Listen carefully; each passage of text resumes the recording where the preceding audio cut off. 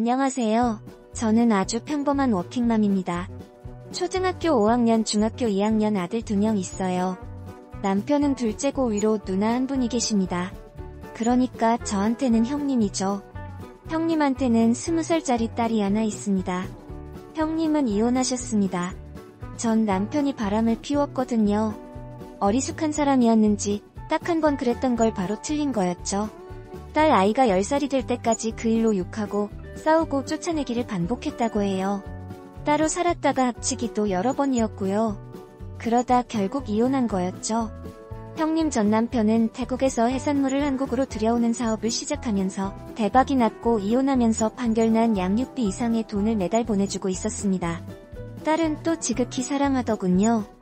형님은 이혼 후 도저히 딸 아이를 옆에서 챙기거나 건사할 상황이 아니었습니다. 심각한 우울증과 알코올 중독으로 심신이 다 망가진 상태였었죠. 그나마 제정신일 때도 예민해서 본인 친정인 저희 시댁에 와서도 욕지거리를 하며 난리를 피웠습니다.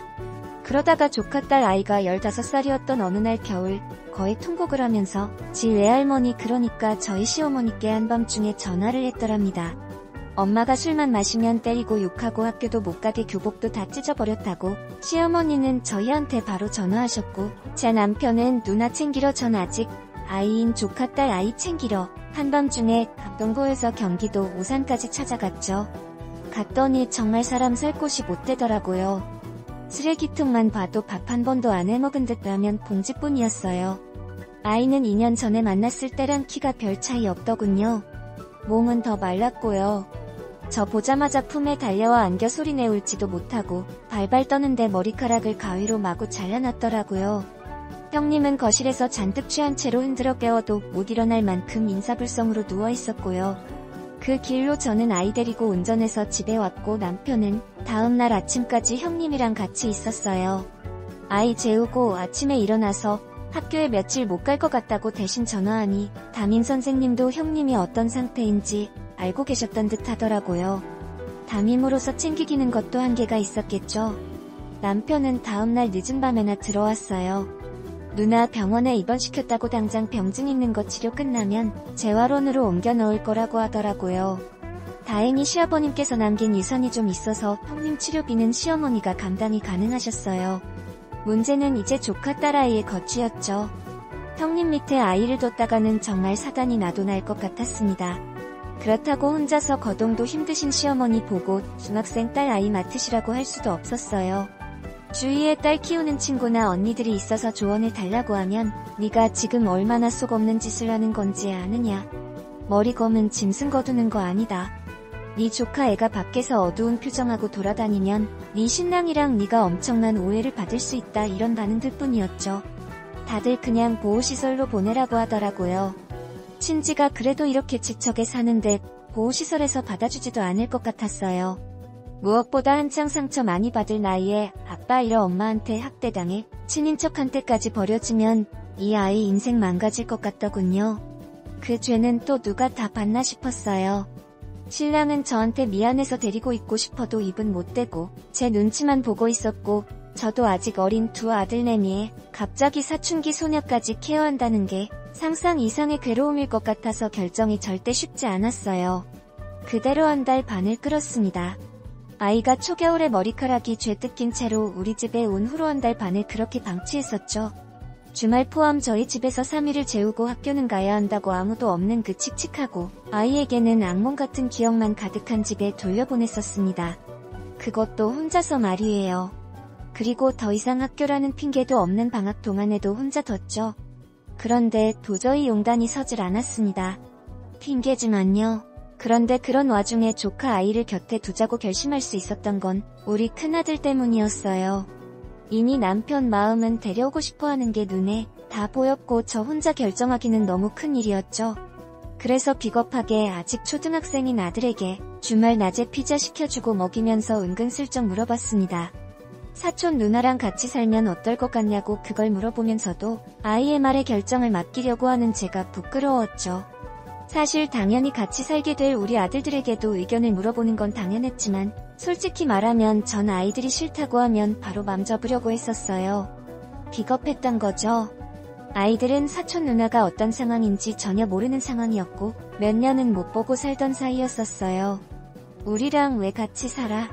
라고 큰아들이 물어봐서 고모가 좀 아파서 누나를 돌봐줄 사람이 없어 라고 했어요. 그런데 큰아들이 대뜸 좋아 라고 하는 겁니다. 그래서 도리어 제가 물어봤죠. 왜? 라고. 그랬더니 수년 전에 형님 댁이랑 우리랑 아버님 살아계실 적에 시골 아버님 댁에 갔던 이야기를 하더라고요. 아버님 어머님은 시골에서 소 키우시던 분들이었어요.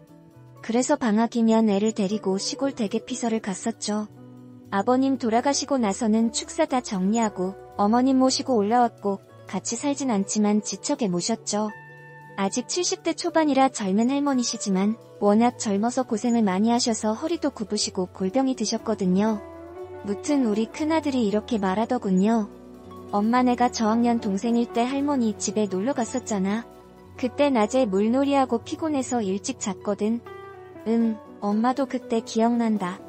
그때 저와 신랑 형님과 그때 당시의 고모부님은 애들이 다를 일찍 자니까 신나서 읍내에 나가 맥주 한잔하고 오겠다고 하고 집에는 할머니, 할아버지, 우리 아들들, 조카만 있었거든요. 엄마도 기억해. 하튼 엄마 아빠가 없고 할머니랑 할아버지랑 나랑 승찬이랑 누나만 있는데 갑자기 승찬이가 자다가 깬 거야. 그리고는 엄마 아빠 어디 갔냐고 하면서 울기 시작하더라고. 그때 나도 1학년이고 어려서 그런지 승찬이가 우니까 나도 막 눈물이 났어. 근데 난 형이잖아. 그래서 꼭 참고 있는데 누나가 승찬이를 꼭 끌어안아주고 눈물도 닦아주고 달래주고 막 그랬어. 할머니가 안아줄 때도 계속 울었는데 누나가 안아주니까 뚝 그치더라고. 그 다음 날에도 계곡에서 나는 동생이랑 노는 거 엄청 귀찮았는데 엄마가 승찬이 자꾸 챙기라고 하고 엄마는 요리하느라 바쁘고 그래서 엄청 짜증났었거든. 근데 누나가 승찬이 데리고 잘 놀아줘서 나도 엄청 신나게 놀았었어. 누나 있으면 또 승찬이랑 잘 놀아주겠지? 그럼 진짜 좋겠다. 나 진짜 승찬이 귀찮아 죽겠어. 라고 우리 큰아들이 얘기하는데 어쨌든 그 말이 저는 본인 귀찮은 거 덜 수 있어서라기보다는 누나가 좋다로 들렸어요. 동생 귀찮아하면 못 쓴다고 저한테 잔소리를 좀 듣긴 했네요. 그래도 당연히 막내는 형 따라쟁이니까 형이 좋다니까 자기 기도 좋다고 하더군요. 누날 기억은 했는지는 모르겠지만요. 그래서 그날 저녁에 신랑 들어왔을 때 애를 재우고 맥주 한잔하면서 조카 데려오자고 했어요.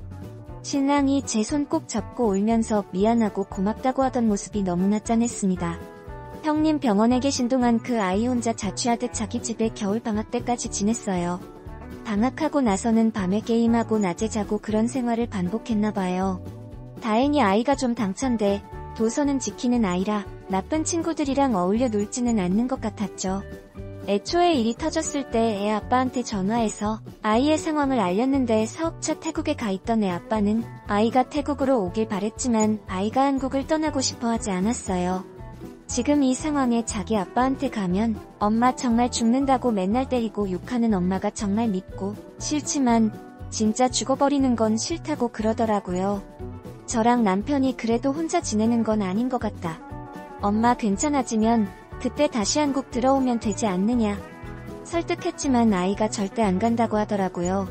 어찌나 고집이 세던지 그때 어떻게든 설득해서 보냈어야 했는데 그러질 못했던 게 아니 됩니다. 결국 한 달 반을 고민하고 아이가 중3으로 올라가기 직전인 상황에 제가 데려오라고 한 거였어요. 이미 일주일에 한 번은 가서 집 청소도 해주고 반찬도 주고 매 미니 배달 음식 먹지 못할 정도의 적절한 용돈도 좀 주고 그러고 있기는 했지만 막상 데리러 가니까 아이도 많이 외로웠는지 바로 따라 나서더라고요. 다니고 있던 학교에 미련도 없다고 하더군요. 아마 집안 환경이 이러니 아이가 학교에서도 은근히 따돌림을 당하고 있던 모양입니다. 저희 집 근처에 새로운 학교로 전학시키고 짓궂은 아들내미들한테도 누나 말 잘 들으라고 단단히 교육시켰어요. 어차피 학원 가거나 나가서 뛰노느라 하루에 몇 번 있지도 않는 애들 공부방을 조카방으로 줬습니다. 엄청 좁아서 침대 넣고 헹궈 넣으니 책상 놓을 자리도 없더라고요. 중3이라 한창 공부해야 할 시기일 테니 집에서는 남동생들 때문에 공부 안 될 테니까 아파트 단지 상가에 있는 독서실도 끊어줬습니다. 성적이 생각보다 괜찮더라고요. 반에서 10등 안에는 드는 등수였거든요. 한 번도 학원은 안 다녔답니다. 상처가 많은 아이였을 텐데 제가 알면 속상해할까봐 당차게 지내는 걸 보면서 제 마음이 다 아프더라고요. 안쓰러워서 형편상 종합학원 보내주는 건 그렇고 수학이 좀 약한 것 같길래 수학 보습학원을 보내줄까? 라고 했더니 우물쭈물 인터넷 강의만 좀 신청해달라고 하더군요. 아이는 새 학교에서 나름 적응도 잘했습니다. 수학여행에서 맥주 마시다 들켰다고 학교에 한번 불려가긴 했지만 어째 같이 맥주 마셨다고 서있는 친구를 뽐새가 절대 누구의 코지할 애들은 아니더라고요. 호되게 혼내고 한 달 동안 용돈도 반으로 줄이기는 했지만 속으로는 맨날 애얼은 갔던 애가 진짜 나이답게 논 것 같아 안심이었습니다. 맥주 맛 어땠냐고 물어봤더니 너무 맛없었대요. 형님은 차도가 좀 있었습니다. 알코올 중독자들은 알코올 때문에 상한 몸 상태 회복하는 데만 1년이 넘게 걸리고 그 후가 진짜 중독 치료 과정인데 간 경화도 많이 사라지고 뇌 기능도 어느 정도 회복했다고 하더라고요. 형님이 저 볼면목이 없다고 저 면회 안 왔으면 좋겠다고 하셨는데 많이 나아졌다고 해서 뵈러 갔었죠. 딸 아이 안부를 열심히 물으시다가 갑자기 엄청 걱정스러운 투로 싫은 딸 아이가 아직도 초경이 없다고 혹시 그 집 가서 시작하지 않았냐고 물어보시더라고요. 16살까지 초경이 없다니 충격적이었습니다. 솔직히 전 아들 둘만 키우다 보니 제가 여자여도 어떻게 다뤄야 할지 모르겠더군요. 우리 남편은 말 한마디도 조심조심이었어요. 아들내미들이랑은 친구처럼 서로 바보, 멍충이 하면서 노는 아빠였는데 16살 소녀라니 참으로 어려워하더군요. 형님이 정말 그 차에서 아이를 보듬을 수 있는 정신상태로 거듭나면 당연히 아이는 엄마에게 보낼 생각이었습니다. 여전히 애 아빠는 태국으로 아이가 와서 외국인 학교 다니며 지냈음 했지만 아이가 엄마가 있는 한국에 여전히 있고 싶어 해서 저희가 한동안은 부모가 되어주기로 했었죠. 어떻게 해야 이 아이의 이 시기가 나중에 커서도 악몽이지 않을 수 있을까? 매일같이 고민했었네요. 저를 좀 더 편하게 생각해서 눈치 보지 않고 또래 아이들처럼 투정도 부리고 괜히 반항도 하고 그러면 오히려 기쁠 것 같았고요. 그때는 너무 애어른 같아서 저 속이 얼마나 골마 터졌을까 생각하니 너무 안타까웠거든요. 조카 친아버지는 그래도 딸에 대한 애정은 많은 사람이었어요. 그동안 딸 아이를 자주 찾지 못했던 건 다들 예상하시겠지만 형님이 아이가 아빠를 만나는 걸 극도로 싫어하고 히스테리를 부렸기 때문이었어요. 가끔 아빠랑은 엄마 몰래 통화하는 정도였는가 봐요. 친부랑 조카가 사이가 나쁜 것도 아니었습니다.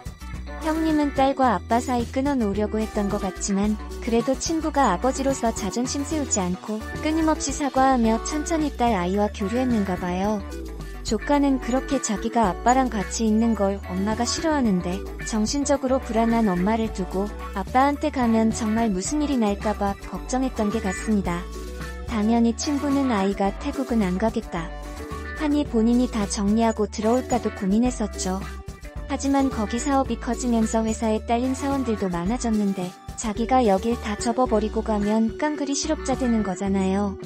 그 중에는 어린 동생들 줄줄이 딸린 소녀 가장도 몇 있어서 도의적으로나 정말 일적으로나 다 접고 와버리는 게 쉬운 일은 아닌 것 같더라고요. 아이는 반에서 10등 안에 들 정도로 공부도 잘했습니다. 그렇게 성실하게 적응해줄 거라곤 생각도 못했어요. 기말 때는 더 잘할게요. 라고 힘없이 얘기하는데 제가 성적은 안 올려도 되니까 몸무게 좀 올리자고 했더니 싫어하더군요. 친구들이 말라서 좋겠다고 부러워한다고 초경 문제는 우선 아이 기본 체력이나 신진대사를 정상으로 만드는 게 우선인 것 같아서 잘 먹이고 잘 보듬으려고 정말이지 제 선에서 많이 노력했습니다. 그리고 아이 엄마도 점점 정신적으로 회복하길 바랬네요. 허나 이상하게 형님은 점점 더 증세가 심각해지셨어요. 한청이 들린다고 하시질 않나 혼자서 누군가와 대화를 하시질 않나 그래서 결국 정신병원에 입원을 하게 되셨네요. 그래서 계속 저희는 아이의 부모 역할을 해야만 했습니다. 그렇게 아이는 저희 집에서 딸로 자랐고 대학 입학까지 했습니다. 대학에 입학하면서 아이 아빠가 자취를 할 수 있게 돈을 주셨다면서 윗눈을 얻어서 나가겠다고 하더군요. 그동안 감사했다고 말하면서 눈물 그렁그렁한 상태로 저와 남편을 번갈아 안아주는데 정말이지 마음이 찡하고 아팠습니다. 아직도 저에겐 어린아이 같은데 이렇게 잘 자라주어 너무 기특했고 고마웠어요. 그리고 아이 아빠에게서 연락이 왔습니다. 이번 여름에 휴가를 한국으로 들어와서 딸이랑 같이 국내 여행을 할 계획이라고 하더군요. 좋은 생각인 것 같아서 조카 애한테 너무 잘 됐다고 잘 다녀오라고 말했더니 제 눈치를 살짝 보는 것 같더라고요. 혹시 엄마한테 말하면 어쩌나 뭐 그런 생각인 것 같았어요. 그래서 엄마가 혹시라도 알까봐 그러는 거지? 걱정 마. 갔다 오면서 내 선물 꼭 사와야 해. 도라르방 열쇠고리 같은 거 뭐 이렇게 말했더니 표정이 풀려서 다녀오겠다더군요.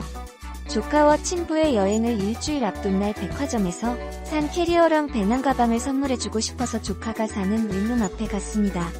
주차장에 차를 세우고 조카 집으로 들어가려던 찰나 조카가 갑자기 급하게 슬리퍼를 신고 주차장으로 달려 나오더군요. 뭐지? 내가 온 걸 봤나? 싶어서 저도 너무 반가워 조카에게 다가가려 했는데 조카가 누군가에게 달려가 안기는 겁니다. 누구지? 싶어 자세히 보니 제 남편이었어요. 뭐지? 우리 남편도 조카 챙기러 온 건가? 그 둘을 보면서 미소를 짓고 있었는데 갑자기 제 얼굴은 분노로 가득 차게 돼버렸습니다. 그 둘이 갑자기 입술을 부딪히는 겁니다. 잘못 본 줄 알았습니다. 멀어서요. 그래서 조금 더 가까이 가서 그 둘을 지켜봤습니다. 그 둘은 갑자기 뜨겁게 애정행각을 하더군요. 대낮 주말 주차장에 서서 말이에요.